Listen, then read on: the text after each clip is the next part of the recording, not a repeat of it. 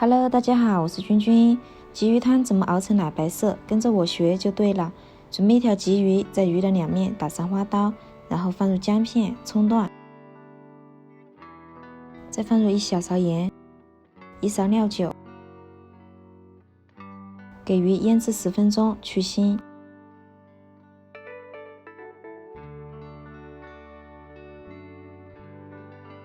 趁这段时间，我们来准备一块豆腐，改刀切成小块。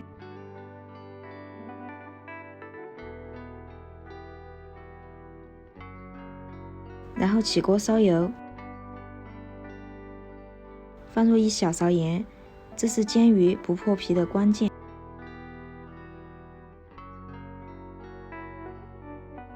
油热之后，把鱼放进去，先不要翻动，晃动一下锅，让鱼受热更加均匀。底部煎至金黄后，给鱼翻一下面，然后加入开水，一定要是开水，这是汤变成奶白色的关键。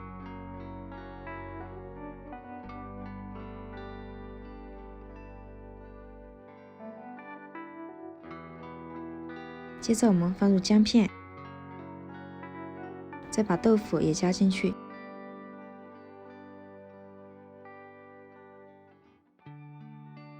然后我们把鱼汤转到砂锅里面去，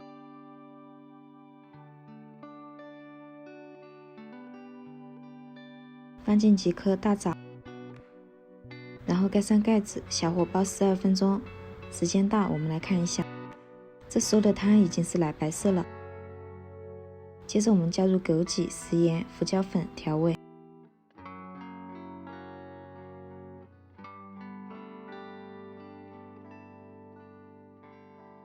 然后再盖上盖子，再煲3分钟就可以了。